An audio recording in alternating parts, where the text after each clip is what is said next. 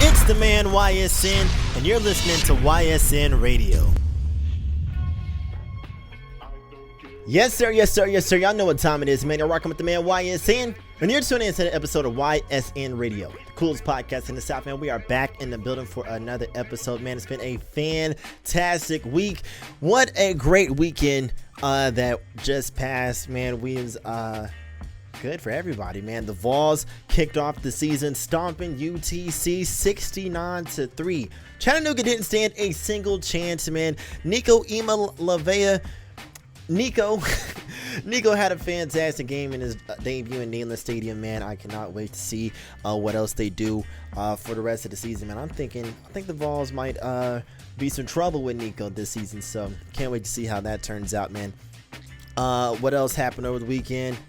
Rich Homie Quan came to Knoxville, man, and we shut it down, bro. Shout out to Vibetown LLC, my man Dirty Red and Khalil for putting that show together, bro. It was a fantastic event, man. And let's see, we had a lot of heavy hitters from the city opening up as well, man. My nigga Holy Water, Young Honcho, you've seen both of those guys here on the podcast, man.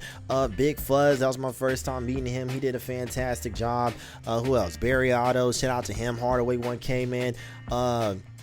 Henny was a guy named Henny who performed as well, man. Everybody who performed Saturday night, man, at the Vybefest did a fantastic job, man. And Rich Homie Quan came out and shut that motherfucker down, bro. I actually had the opportunity to meet him before and after he got on stage, man. Super cool dude, bro. Super cool dude, man.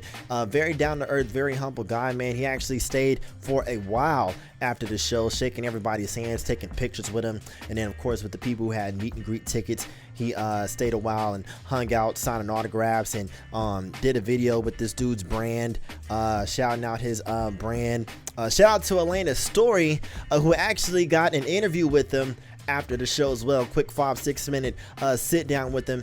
End up going viral this week, man, because she asked him about the YSL Woody. Of course, he went viral a couple weeks ago during the Young Thug trial, saying that Woody saying that him and his dad him and some dude shot out Rich Homie Quan's dad's barbershop. And of course, internet went crazy about that. So Elena Story asked him about, how did he feel about that type of that information coming to light. And you got to go and check out his response, man. Elena Story definitely killed it. She's been posted up on every single blog page this week, man. No Jumper, Academic, Say Cheese, man. All the heavy hitters, man. And it was crazy. Just like I'm sitting right there watching the viral moment happen. So shout out to Elena Story for getting that, man. Definitely went to the moon this week on that one, man. So I think she's starting up a new show of her own called What's the Story, so make sure you check that out as well. As you can see, she's already swinging for the fences, man, with that Rich Homie Quan shit. So shout out to her, man. But overall, the show was a fantastic night, man. Everybody came out, had a good time, no incidents, man. Like I said, once again, shout out to Vibetown, Dirty Red and Khalil for putting together a fantastic event. That was the 3rd annual Vybefest, so can't wait for 4, 5, 6, 7, and 8, man. It's only up from here, man. So real good night, man. Real good night for sure. Moving on, what else happened over the weekend? FSU has been shitting the bed, man. They've been shitting the bed. So first off, last week for the first round of college games, they flew all the way to Ireland. For what reason they were in Ireland, I have no idea, playing Georgia Tech and end up losing 24-21.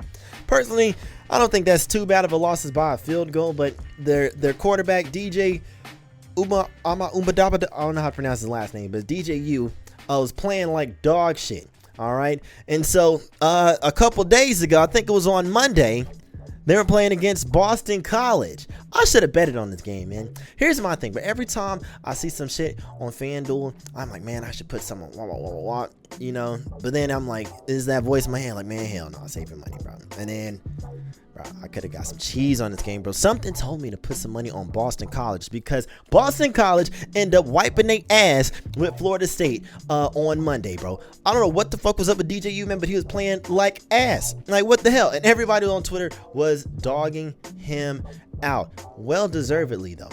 I'm seeing that he had like a NIL deal with some gas station or some shit, man. Either way it goes, bro. I feel like There's no excuse to be playing that bad, man, against Boston College. Boston College. You're a top team. They were in the playoffs. Weren't they in like the causing a stir because they didn't make it to the finals or some shit last year? They were gypped out the playoffs or something. FSU fans were crying about some bullshit last year. They were being treated unfairly. Now they're playing like dog shit, down 0-2, with the 2 losses being to some weak ass teams, Georgia Tech and Boston College. I'm not even a Florida State fan. I'm only doing this because I'm pretty sure BT is going to watch this, and he's a Florida State fan, and he be talking shit about my team. So, yeah, 2-pair. I hope you're seeing this, man. Moving on, man. Oklahoma and Texas, man, are showing out as well. This is their first year in the SEC, man. I've actually been wondering, excited about this because I wonder how they'll do in the SEC, man. I've always thought the SEC was like the NFL of college football, you know. So now, as far as college football is concerned, they're in the big leagues. They are in the big leagues. So I'm excited to see how they will do. I didn't get to catch any of their games over the weekend because, of course, Saturday I was doing the Rich Homie Quan show. Did have some time to watch the Vols. That was about it. But I will be following them closely to see how they do. I know Tennessee, we're supposed to play Oklahoma this season. So I'm excited to see how that game is going to go. You know, this will be, as far as I know, our first time playing them in a while. If we have played them before, I'm not sure. I got to look into that. But I'm excited to see how they do in the SEC, man. Very excited to see how they do, man. Moving on. It's a lot of drama going on in the world, man. A lot of drama going on in the world, especially as it cracked off these past couple of days. Ice Spice is back in the hot seats this week, man. So apparently, you know, Ice Spice has wrapped up her U.S. tour within the past couple of days, man. A lot of people were shitting on it, saying, or hating on it, thinking that the tour is going to get canceled, wasn't selling tickets, man. But Ice Spice is packing out all the rooms on her tour, man. She had Cash Cobain on tour with her, and she also brought this lady Cleotrapa on tour with her as well. If you're not familiar with Cleotrapa, I know her as a TikTok personality. I've seen her go viral on TikTok a few times, making funny videos, but apparently she makes music. I had no idea that she was a rapper as well up until this week. So she came out and pretty much exposed Ice Spice, saying that she dogged her out. I invited her on tour with her, and the entire time Cleo was on tour with Spice, Ice was just dogging her out the whole time, man. And she released this like 6-7 part video series, is pretty much laying everything out. Said, of course, a couple months ago, some random chick that Ice Spice was friends with back in the day had exposed her for being like a mean person or some shit like that, and so she's saying Cleo and her had been friends for like a year or two, and Ice Spice just randomly reached out to her and was like, hey, you want to come on tour with me and get on stage? And of course she was like, yeah, come on. Oh yeah, I'll join. So Cleo goes on her, and Ice Spice assures her that everything will be straight or whatnot. It was a very last minute thing, and Cleo, she said that she just felt very what's the word to use? I want to say uncomfortable, but Ice Spice was just being very unwelcoming to her. And the reasons that she was using to like disparage Ice Spice was very strange to me. She made it a point. It was like she was upset that she had to carry her own bags to the bus. I guess there wasn't enough money for her to eat in the budget or something like that, which I can understand, being upset about the food. You're on tour, everyone else is eating, I'd be, but like still you should automatically assume you would need money for food. You feel me? She was also upset that she had to perform really early in the show. She said the show was like set to start at 8, and they were putting her on stage at 7:30, and the music wasn't loud enough, and the lights weren't going, like there wasn't enough lights on and things like that. And she wasn't put on any of the promotion. Her name wasn't on any of the tour posters, nothing like that. Just going on and on and on about all these lists of complaints, man. And the way I see it, bro, it's like I said, the food thing was crazy. But everything else I feel like was just a lot of entitlement. What did Drake say? Bench players acting like starters. All right, first of all, you're the opening act. You're the opening act. Just because she invited you, you're still the opening act. And the way she was talking, she was expecting like she was like, well, Ice Spice had, people carrying her bags and this, that, and third. It's her tour. It's her tour. Oh, no, I just thought that was real stupid, man. And then, she called her out and saying that, Ice Spice has no black friends, and she was just being used as the token black friend, which I thought was crazy because you had no problem being the token black friend when Ice Spice was taking you around the country, but now they all falling out. She's colorist and she's mean, and she was, I don't know, man. I think it's crazy, like, seeing these people like Ice Spice getting exposed now. Yachty had the whole situation last week and the week before, man. I think it's crazy, like, all these people that, they get on, they get hot, and the people that are around them, once, they get slighted or, something doesn't go their way, all of a sudden they gotta expose them, and now they're a horrible person, and we all gotta know how bad of a person they are because of some shit that didn't go their way. Some of it, do be justified. Some, saying not even, some niggas be tripping, man. But a lot of this is just, a lot of the shit that's been coming out about people, man, especially Ice Spice, bro. Like, this is dumb.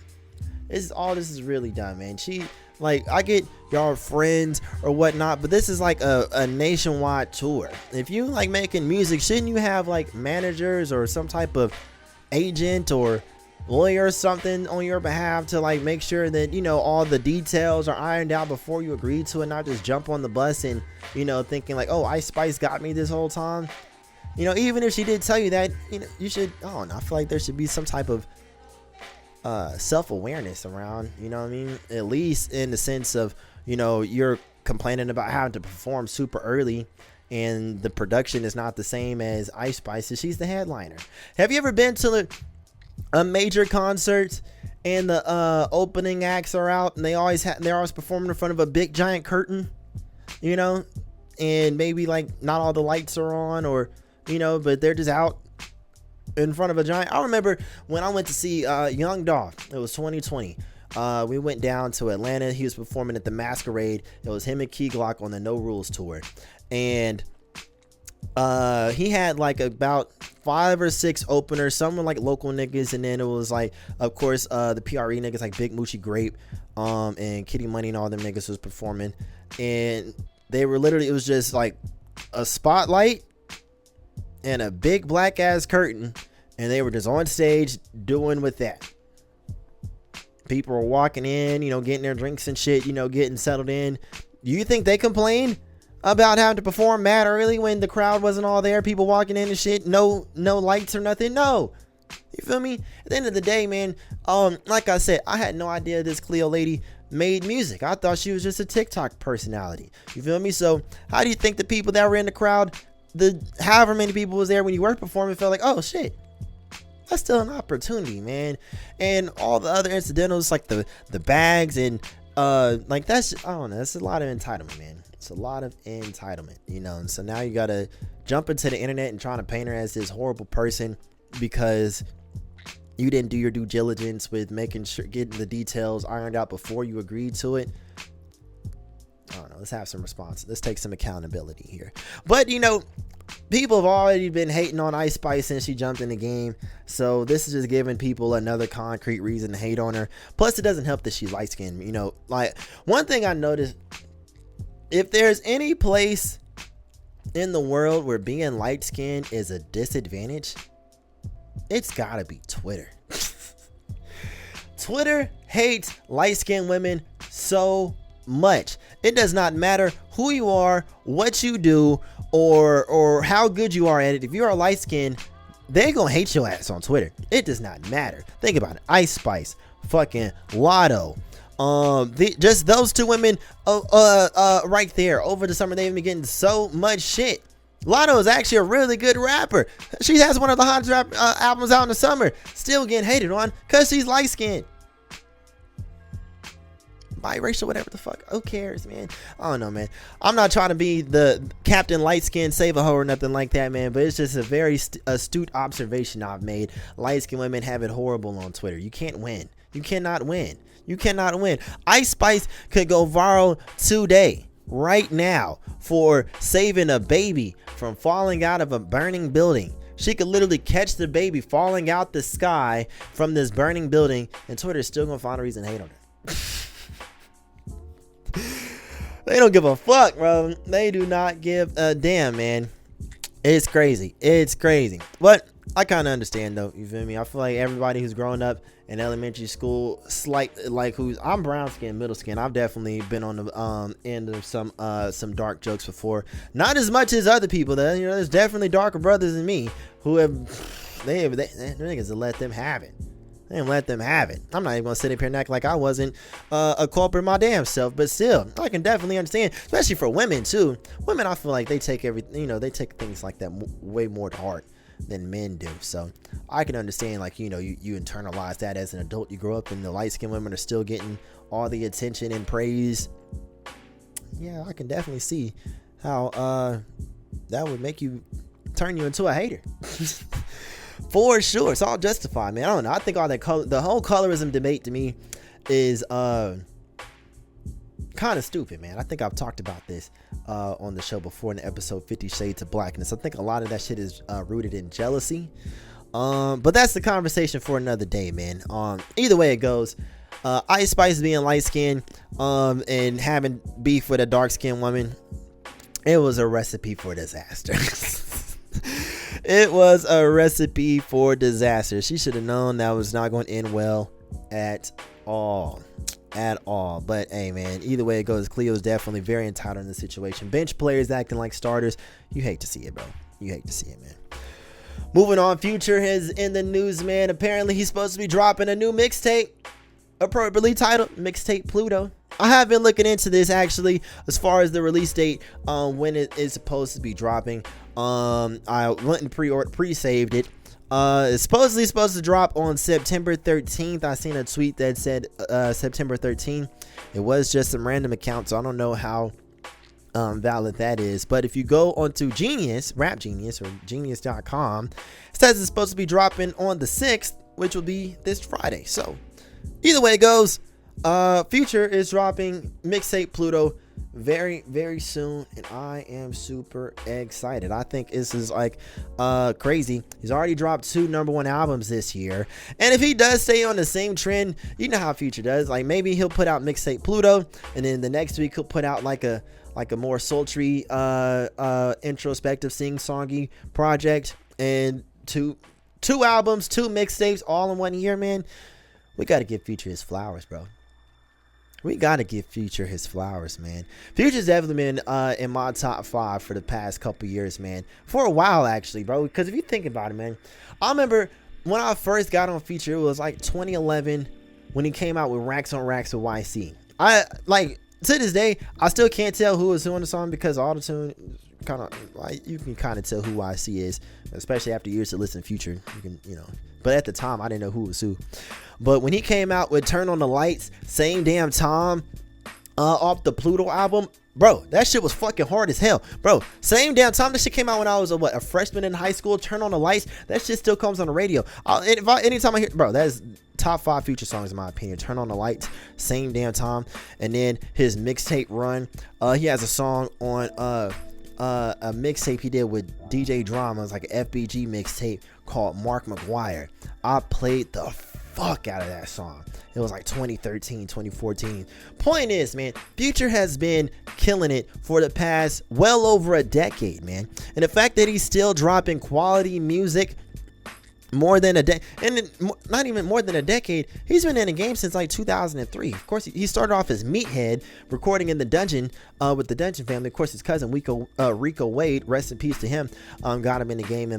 So Future's been around for a very long time. But Future, as we know him as Future, over the past, since 2010, 2011, man, has been on a fantastic run. And it's kind of crazy seeing all the people, everyone giving him all the praise that he gets now, because if you go back to like 2011, 2012, when he was first coming out, really breaking out for real as Future, a lot of people were hating on him. People used to hate on Future so bad. You remember that YouTube channel Short But Shorty, who made the Short But Shorty video? They had a video on there. They used to make all these videos, these cartoons, making fun of all the rappers, right? They still do, like, they still put out a video like every now and again. I think it's like flip something. I'll put it on the screen when I find it. But they had made a video about making fun of Future, and like the premise of it was the engineer, they told him he had to record Future tonight, and he was so mad, and the whole time, you know, Future's in there doing his thing, and the engineer had an attitude and ended up like going off on Future, telling him he sucked and everything, and it went up. That video went up, you feel me? And that was like I said, like 2011, 2012 when that video came out, and a lot of people in the comments like, oh, Future sucks, Future sucks, Future sucks. Fast forward 2024, this man, 2 #1 albums, dropping a mixtape. Bro, he's one of the hottest rappers in the game right now, man. Grammy Award winning. Like, I don't know, bro. Future's definitely one of my favorite rappers right now. I think as far as like, I think is now that we're moving into the 4th quarter of 2024, I think is we need to start breaking down who has had who has had the best year in rap so far. If you ask me, I think the top 3 rappers of 2024. First off, rip Boss Man D-Lo. I've said it time and time again, Boss Man D-Lo's probably been one of my favorite rappers to come out this year, and I'm not backing down off that statement. I'm standing on that, man. Boss Man D-Lo has had a fantastic 2024. Every song that he's dropped this year has been a hit. He has not put out a bad song all year long. Even listening to his other, like, older mixtapes, Too Slippery and all this shit, all hits, man. Boss Man D-Lo, amazing run this year. Amazing run. He has owned 2024.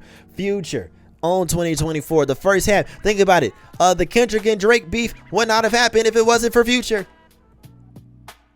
Okay, that's all right. So, who's the third one? I did say 3. Boss Man D-Lo, Future. Who else has had a great year this year? Selfishly, this is up for debate. I'm just saying this because this is who I've been listening to a whole lot recently. I gotta say Lotto. Lotto's been very consistent in what she's been dropping this year. Not even gonna lie, that Sugar Honey Iced Tea was a fucking banger. I've said it time and time again, and I'm not backing down off that hill. Brokey is a hit. Speaking of Brokey, I actually been seeing a lot of people hating on that song too. Well, of course, people always hate on Lotto, but I've seen a lot of people come out and saying that all the shit that she was talking on that album was making them feel bad about themselves. Like, especially the song Brokey. This lady had put this video up on TikTok breaking it down, saying that Lotto was tone deaf and don't nobody want to hear that shit. And a lot of people felt targeted when with some of the lines that she was saying, like, bitches gotta wait till their birthday to go out of town. She was like, so the fuck what if I do, bitch? Blah, blah, blah. And this is another example of nobody likes light-skinned women for real, because rappers in every single song, they flex on you how much money they have, how they fucking your bitch, how their car is better than you, how their ice is shiny, like everything, like every rap song you hear, they're always telling you how much better they are than you, how much better their life is than yours is, how they are just like everything about themselves is just better than you. And I feel like as the listener, we're just supposed to internalize that and just make it and listen to that, not as like, oh, they're better than me. No, you take that and just apply that to your regular life. It's supposed to motivate you. At least that's how it is for me. These girls listening to Lotto, Brokey, and breaking out in tears. Come on now. Like, even if you do gotta wait till your birthday to go out of town, I'm not finna sit here and act like I'm Mr. Moneybags. Shit, you feel me? I can't just go on vacation anytime I want to. But did I listen to that song and just fucking, oh my god, no. It's still a hit. It's still entertainment. Oh no, man. I thought, like, and it's not even just like internet stuff. Like, it's people I know in real life who was like kind of offended by some of the lines off Lotto's album. I'm like, damn, must be kind of hard being a woman. I don't know. I don't know. I found that out to be quite entertaining. Found to be quite entertaining, man. Either way, I think she's had a fantastic year. Bossman, D-Lo, Future, Lotto, in my humble African American opinion, definitely has had the best year so far. We still got a couple months left until the year ends, so someone could come out swinging these last few months and change the whole narrative. Who knows, man? But as of right now, those are my votes. Let me know if you agree with me or disagree. You know, I'm always up for a nice debate in conversation. You know, but yeah, that's pretty much everything I had on the list. It's a very slow week as far as things going on, man. But once again, shout out to Elena Story for getting that story. Rich Homie Quan, shout out to Vibetown for lining me up for the DJ for the event, man. Like I said, it was a fantastic event. Everyone had a good time. Rich Homie Quan came out and put on for the city, man. So shout out to him for doing that, bro. If you made it here, if you made it this far, shout out to you for tuning in to another episode. It's been another episode of YSN Radio, the coolest podcast in the South. Make sure you check out all the other episodes. I got an interview dropping with this lady Kanika coming out within the next couple of days or week or so. Very dope interview, very dope conversation, so be on the lookout for that. That is dropping soon. Check out all the other episodes and interviews on YouTube. If you're watching, like, comment, subscribe, all the YouTube shit. Need these numbers to pop up. If you're listening, thank you for listening. Make sure you listen to all the other episodes anywhere you get your podcasts from: Spotify, Apple Podcasts, Amazon. Check out the website ysnradio.com. Follow us on Instagram, ysnradio1. Until next time, same place, it's the coolest podcast in the South. YSN Radio. Let's go.